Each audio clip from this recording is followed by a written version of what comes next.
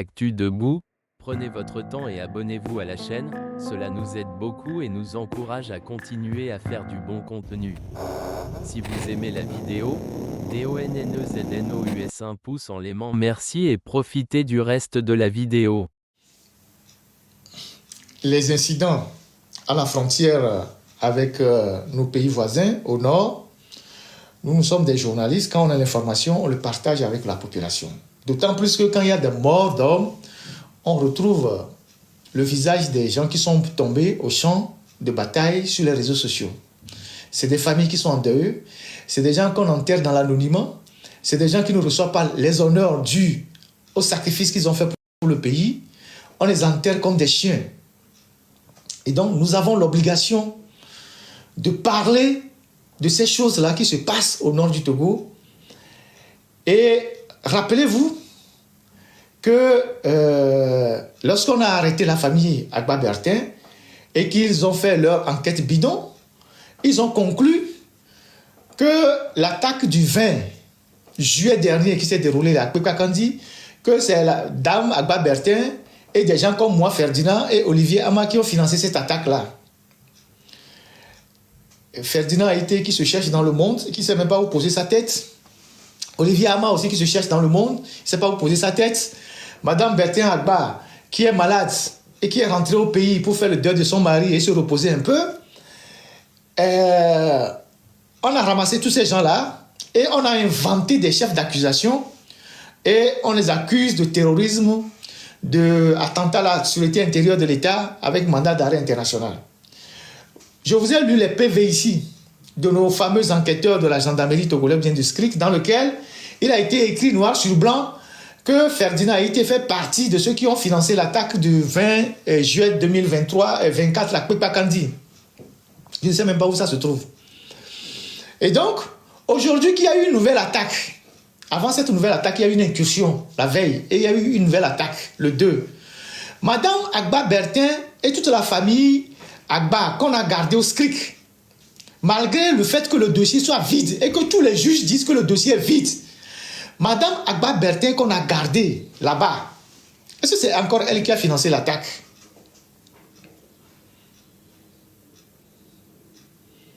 Vous voyez comment Dieu est en train de vous déshabiller dans vos conneries. La dame que vous avez gardée là-bas et à qui vous avez confectionné un chef d'accusation en nous mettant dedans, en disant que l'attaque en pleine période des Vala, c'est nous qui avons financé ça. Et que c'est nous qui sommes les auteurs de cette attaque-là. Vous avez maintenant mis la dame en prison. Elle est avec vous à la gendarmerie. C'est elle qui a encore commandé l'attaque qui a eu lieu le 2 octobre dernier. Vous avez toute la famille Agba qui est avec vous là-bas à la gendarmerie. Il y a des gens qui ont fait des démarches, même de l'extérieur, qui sont venus voir pour qu'on puisse libérer cette dame-là. Faure Gnassingbé a refusé. Il a même refusé de recevoir les délégations. Puisque les gens savent que c'est lui qui est en fait la justice au Togo. Puisque les juges disent clairement aux gens qui les abordent que non, que ce dossier est géré depuis l'euro, qu'ils n'ont rien à dire, que le dossier est vide, mais bon, que c'est le patron qui doit décider. Donc, Madame Agba Bertin, son beau-frère et leur cousin, ils sont devenus les prisonniers personnels de Faure Gnassingbé. Puisque c'est Faure qui doit décider. Comme c'est lui qui doit décider pour qu'on libère Omolu, comme c'est lui qui doit décider pour qu'on libère son propre frère, Pacha Gnassingbé, comme c'est lui qui doit décider pour qu'on libère Charles Azumaro, son beau-frère, qu'ils ont jeté en prison, soit disant qu'il en a quelque chose dans la mort de sa femme, alors que tout est faux. Donc, Madame Bertin Agba a fait Zidobo et elle allait encore financer les djihadistes qui ont attaqué la dernière fois. Vous voyez comment la nature est en train de vous déshabiller. Quand vous inventez des choses, vous ne savez pas que ça ne peut pas tenir avec le temps. Cette pauvre dame-là, qui est d'ailleurs même souffrante, qui a raté plusieurs rendez-vous à l'hôpital parce qu'elle a été opérée d'un cancer. Et elle doit suivre comment on appelle ça? Elle doit aller au contrôle. Elle a déjà raté 2 ou 3 contrôles. Vous la gardez en détention. Vous la gardez en détention. Une veuve qui n'a même pas encore fait le deuil de son mari. Qu'est-ce que M. Faure Gnassingbé tire comme un plaisir en faisant ça? Qu'est-ce que M. Faure Gnassingbé tire comme plaisir en maintenant quelqu'un comme Omolu Jean-Paul en prison. Il est malade. Vous l'avez arrêté depuis 2 ans, 3 ans, 4 ans. Il est là-bas, en train de souffrir. Vous lui refusez même des soins. Il est en train de mourir à petit feu. Même si on suppose qu'il vous a offensé. Même si on suppose. Si on suppose qu'il vous a offensé. Vous l'avez gardé depuis 2 ans. Ça ne suffit pas pour le libérer. Qu'est-ce que Bacha Gnassingbé qui est en prison depuis 15 ans?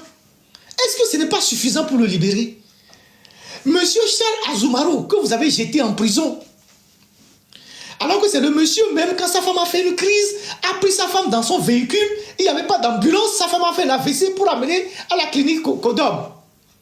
Et c'est quand ça a dégénéré à la clinique Kodom qu'on l'a amené au pavillon militaire. Parce qu'il n'y avait pas d'ambulance, il n'y avait pas de structure. La dame est décédée. Et comme la dame est décédée, et que sa soeur veut s'accaparer de ses biens, voilà, en accord avec la famille, puisqu'ils sont légalement mariés, on a trouvé des arguments pour maintenir le mari en prison et pour ramasser tous les biens. En fait, c'est la bataille qui est derrière. Les procureurs sont mis à contribution pour le maintenir en prison. Ce fameux procureur Mawama, il est dans le jeu pour le maintenir en prison. Les juges aussi.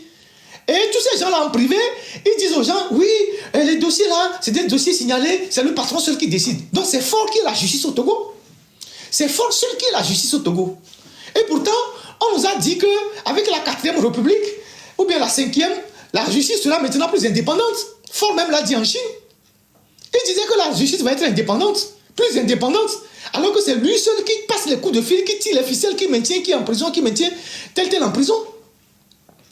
Pour revenir sur le cas de la dame Bertin Agba, c'est elle qui a encore commandité les attaques du 2 octobre là. C'est elle qui est derrière ça. Cette dame, cette pauvre dame et son enfant, ils sont là. Vous les gardez en prison comme ça. Vous tirez quel plaisir? Vous avez tenté de retourner un de ses beaux-frères contre elle. On lui faisait une proposition qu'elle n'a qu'à dire, il n'a qu'à dire que oui, vous l'avez pris en aparté, vous l'avez cuisiné et vous lui avez proposé qu'il n'a qu'à dire que la dame l'a envoyé au nord du pays à Sokori, à Dapa, on remet de l'argent aux gens. Et en retour, vous allez le libérer. Et le monsieur, le jeune homme, il a fait semblant de jouer le jeu. Quand ils se sont retrouvés devant les juges d'instruction, il a éclaté en sanglots pour dire devant le juge que voilà ce qu'on lui a proposé. Quand il était à la gendarmerie, on est venu le sortir, on lui a proposé un deal. Après avoir pisté ses enfants, on a monté les photos de ses enfants un peu partout. On dit voilà, on sait que ton enfant est en train de passer le BPC, on va te donner de l'argent, il faut accuser la dame et on va te libérer. Et devant le juge, ce monsieur, il est aussi à bas, il a commencé par pleurer que monsieur le juge, voilà ce qu'on est venu me proposer, je ne peux pas faire ça contre maman. Et ça, ce sont nos agents de renseignement qui utilisent les gens comme ça contre les gens. Voilà comment ils fabriquent leurs preuves. On prend quelqu'un de la famille, exactement comme on a fait avec Mohamed Loumla. On prend quelqu'un de la famille, on lui propose de l'argent, on lui dit d'accuser l'autre. Et lui, on va le libérer. Et le gars, il est venu éclater en sanglots devant le juge. Et c'est ça la justice de Faure Gnassingbé. Et c'est ça la justice du Togo. Maintenant, il y a de bonnes volontés qui connaissent la famille Agba et qui s'invitent au Togo et pour rencontrer Faure, pour demander qu'on libère la dame, il refuse de la recevoir. Tantôt il est en Chine, tantôt il est ici, tantôt il est là, parce qu'il ne veut pas qu'on lui pose ce problème. Parce que c'est lui qui les a gardés là-bas. Donc aujourd'hui, Omolu Jean-Paul est devenu l'otage personnel de Faure Gnassingbé. Et Bacha Gnassingbé, lui, on le sait depuis. Comment il s'appelle? Charles Azumaro, pareil. Et la famille Agba. Parce que justement, jusqu'à ce jour, Faure Gnassingbé qui vit dans la paranoïa n'a aucune certitude que Bertin Agba est mort. Puisque la question qu'on pose à sa femme, est-ce que son mari est vraiment mort? Vous redoutez quelqu'un jusque vous le redoutez dans sa mort? Puisqu'on a posé la question, on continue de demander à la femme d'apporter la preuve que son mari est mort. Mais quand vous avez envoyé les espions au funérailles au Ghana là-bas, vous n'avez pas vu le cercueil? Ou bien vous avez voulu qu'on ouvre le cercueil pour que vous voyez le cadavre? Donc pour eux, M. Bertin Agba s'est évaporé dans la nature. Il a quelque chose contre eux. Donc demain, il va surgir comme un Zorro. Donc si on tient sa femme, il va sortir. Mais vous faites les films, faut lire tellement les sas que il tourne les films dans sa propre tête. Lui seul, il tourne les films, il invente les scénarios. Vous lisez tellement les sas que vous tournez les films vous seul dans votre tête, les scénarios. Donc, tant qu'ils ne sont pas sûrs que Bertin Agba est mort, ils gardent sa femme en otage. Mais allez exhumer le cercueil dans la tombe au Ghana là-bas.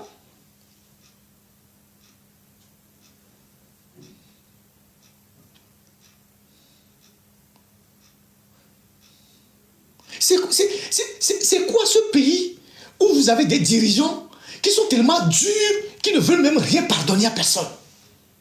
Même Eyadema dont on parle, il y a des gens qui témoignent, ça c'est le témoignage, hein. Je ne connais pas la part de vérité, mais il y a des gens qui disent, même Eyadema, si tu l'offenses là, à un moment donné, après il te dit, bon, mon frère, viens me voir, n'est-ce pas? On s'est brouillé, et puis après c'est fini, et puis vous buvez un coup, et puis c'est fini. Mais avec Faure Gnassingbé, il n'y a jamais de pardon. Il est dur jusqu'au bout. Il est impassible. Il est tranquille. Que des gens meurent, que des gens soient en train de mourir en prison, il est tranquille. Comment est-ce qu'on peut être un dirigeant et ne pas avoir le don du pardon?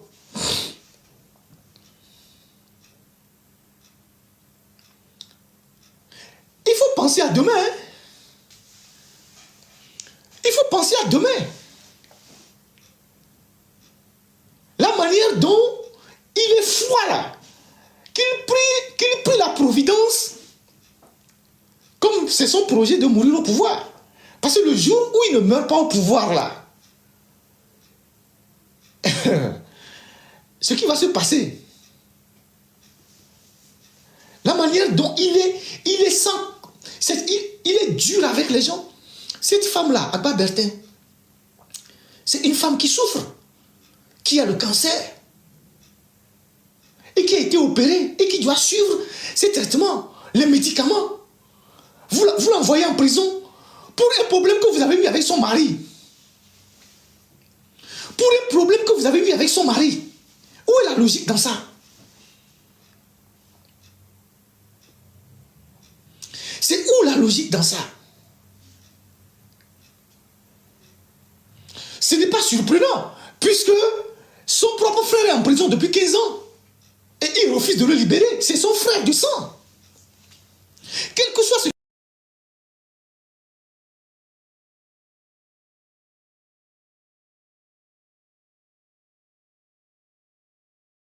qui les a opposés, quel que soit ce que son frère a voulu lui faire, au moins après 10 ans, 5 ans, 10 ans de prison, il pouvait le libérer.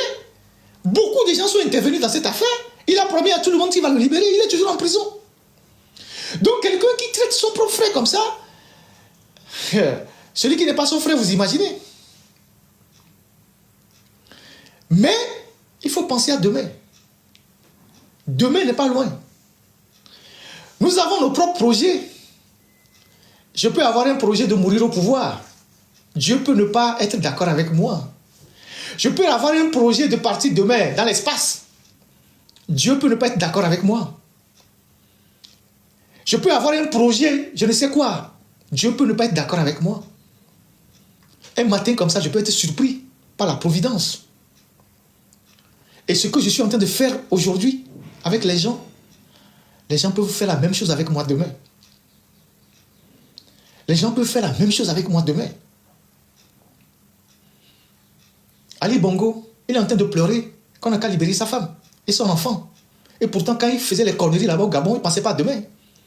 Même quand il a fait la vaisselle, il était grabataire et il dansait comme ça, il faisait des bêtises.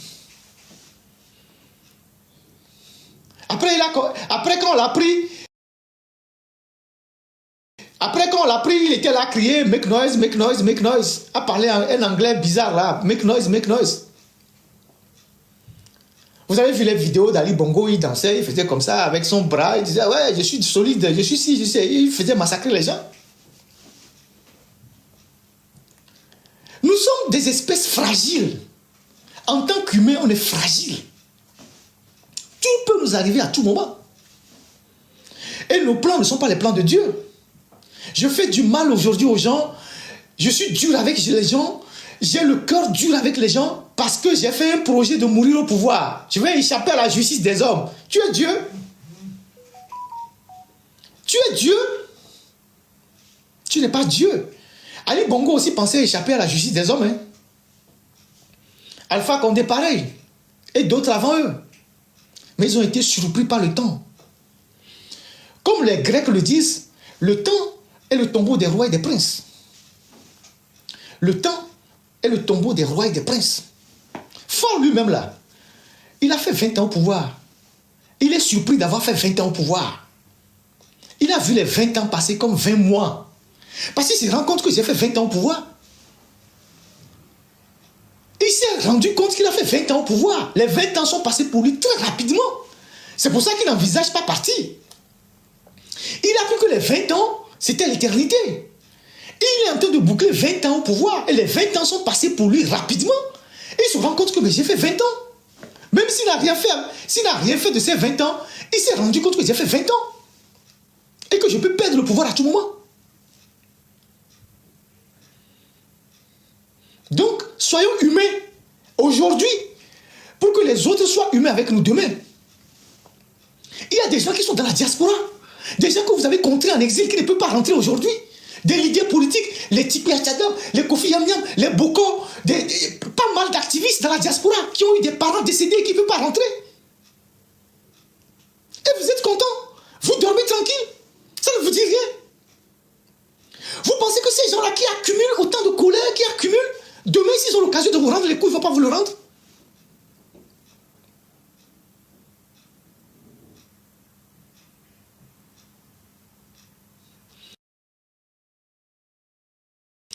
Un dirigeant, quand même, à un moment donné, il faut prendre de la hauteur. À un moment donné, il faut prendre de la hauteur pour dire oui, bon, quelqu'un m'a manqué de respect, je lui ai tiré les oreilles, j'ai fait ci, j'ai fait ça, ça va, je le libère, il faut qu'il s'en aille, qu'il retourne à ses activités. Tous ces petits jeunes de Tigre Révolution qui sont en train de mourir en prison, les Aziz Goma, tout ça, ils sont en train de finir un à un. Vous êtes content de les voir mourir un à un? Il y en a déjà qui sont à la mort, qui sont dans les casiers de la morgue là-bas. On ne les a pas encore remis à leurs parents pour les enterrer. Et vous buvez le champagne, vous mangez, vous êtes tranquille, vous baisez.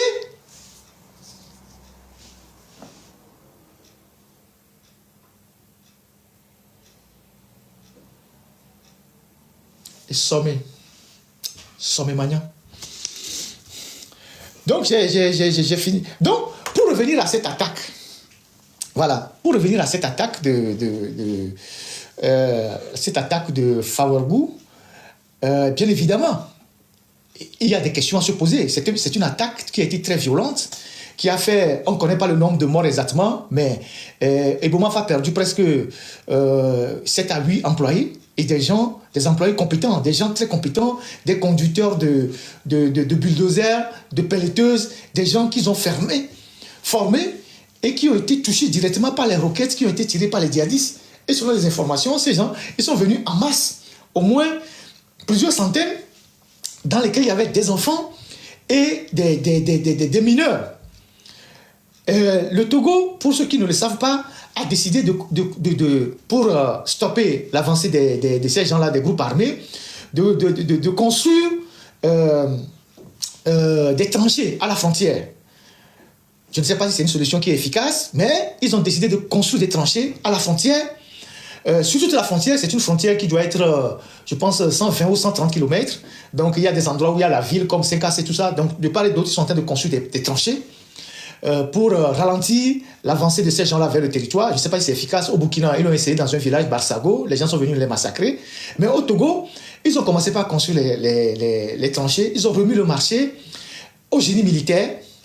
Je ne sais pas s'il y a des entreprises au génie militaire. Et les génies militaires n'ont pas pu, ils ont disparu. Ils ont été attaqués une fois, deux fois. Ils ont abandonné le chantier. Et puis après, ils ont fait appel à Ebomaf. Ebomaf, ayant suffisamment de moyens, a déployé son équipe là-bas. Mais ce travail, ce n'est pas un travail d'une société civile. Ce n'est pas un travail qu'on doit confier à une société, quand je dis société civile, c'est une entreprise civile. Nous avons le génie militaire, pourquoi dans notre armée? Quand on fait les défilés là, on fait les défilés le 27 avril, je ne sais pas quoi là, on présente des officiers, on dit qu'ils sont des génies militaires, donc on a été formé, tel colonel a été formé, il est génie militaire, non. On n'a pas le matériel dans l'armée togolaise pour creuser des chantiers. On n'a pas des pelleteuses, des bulldozers pour creuser un chantier, je ne sais pas, pour creuser des tranchées de 120 km. Et qu'on est obligé d'aller chercher des civils qu'on va exposer sur ce théâtre des opérations. Parce qu'on est dans une zone de guerre. On est dans une zone de guerre et on amène des civils pour faire le travail et les militaires sont là pour protéger les civils. Ça a quel sens? Alors qu'on a un génie militaire, ou bien le génie militaire n'existe plus dans l'armée togolaise. À quoi ça sert le génie militaire? Ça sert à aller construire les bâtiments des maîtresses ou, c'est pas, à aller cultiver les champs des gens. Donc ce travail devait être fait par le génie militaire. Puisque en période de guerre, le génie militaire a son rôle efficace à jouer. Puis c'est eux qui déploient les ponts mobiles, qui déploient qui font les fortifications. Alors, le génie militaire au Togo, ça existe ou pas? Ça a du matériel ou pas? Pourquoi le génie militaire a fui le chantier et on est obligé d'aller chercher Ebomaf pour faire ce travail-là? Maintenant, voilà les gens d'Ebomaf qui étaient sur le chantier et protégés par les militaires. Et quand les djihadistes sont arrivés, ils ont tiré sur tout ce qui bouge. Ils ont détruit tous les engins d'Ebomaf, donc ils ont tué même les conducteurs, tous ceux qui étaient sur les machines, ils ont trouvé la mort. Les soldats qui gardaient le chantier ont été également touchés.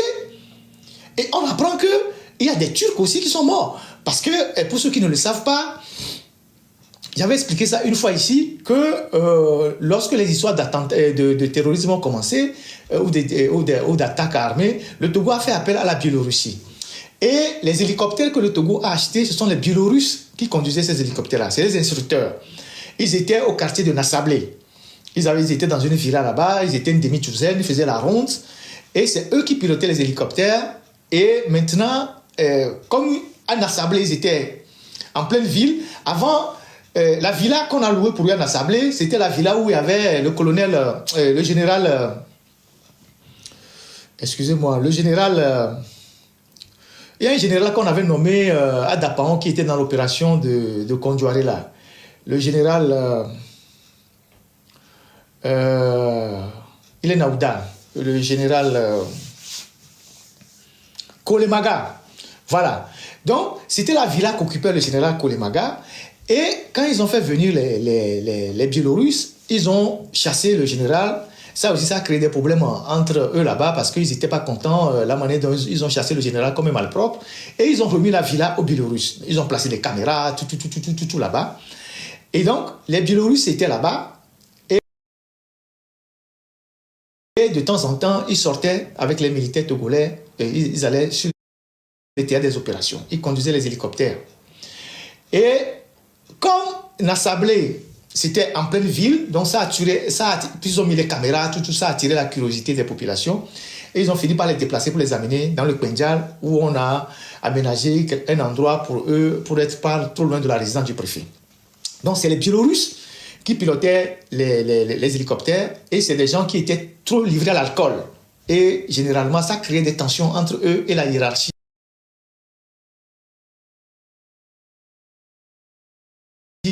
des militaires togolais. Mais depuis le début de l'année, ils ont fait venir des Turcs et pour appuyer les militaires togolais en tant qu'instructeurs. Je l'avais dit aussi dans un direct. Et parmi ces Turcs, il y a des instructeurs, des démineurs, il y avait même des géologues. Parce que pour payer les Turcs, il faut beaucoup d'argent. Entre-temps, ils envisageaient, je ne sais pas s'ils l'ont fait maintenant, de donner une partie de la mine de Naïga, qui est la mine qui produit le manganèse, à ces Turcs-là. Et les Turcs-là, c'est la société Sadat. C'est une société de mercenaires. En fait, c'est la version turque de Wagner. Il s'appelle Sadat. Donc, ces Turcs-là étaient aussi sur le théâtre des opérations. Et selon nos informations, il y en a 2 qui ont perdu la vie. Et donc, cette attaque lâche a coûté la vie. On parle de plusieurs militaires qui sont tués. Et comme le gouvernement ne communique pas, les gens parlent de plus d'une dizaine. Il y a des gens qui parlent de 15. Et Ebomaf a perdu 9 de ses agents. Et les meilleurs agents. des compétents. Et beaucoup de ces agents viennent de Palimé. Beaucoup de ceux qui sont morts, je pense que la moitié ou bien 3 viennent de Palimé, qui sont morts. Et donc, ces gens-là, quel est aujourd'hui ce que l'État va faire pour les indemniser? Alors que ce chantier pourrait être piloté exclusivement par l'armée, par le génie militaire. Par le génie militaire. Donc, voilà cette attaque qui a eu lieu, au-delà du fait que je me suis posé la question de savoir si c'est la famille Bertin Agba qui l'a encore financé. Tout le monde sait que le sud du Burkina s'est effondré. L'État burkinabé ne contrôle plus le sud et donc les djihadistes qui ont pris toute cette zone sont en train de progresser vers les pays de la côte en attaquant régulièrement le Togo, le Bénin. Ils attaquent généralement le Togo, le Bénin. C'est pas seulement que le Togo seul qui est attaqué. Ils attaquent le Togo, le Bénin, un peu le nord du Ghana. Et donc, c'est des gens qui veulent élargir leur espace d'opération pour recruter plus de combattants, mais aussi pour avoir des moyens de leur action. Ils veulent étendre leur zone d'influence. Et donc voilà comment Ebomaf a perdu, je crois, 9 de ses agents, des agents, des techniciens, des gens compétents, et qu'on a perdu aussi des militaires pour rien. Maintenant, les militaires, comme l'État ne communique pas, il faut s'attendre à voir les photos de ceux qu'on va enterrer sur TikTok.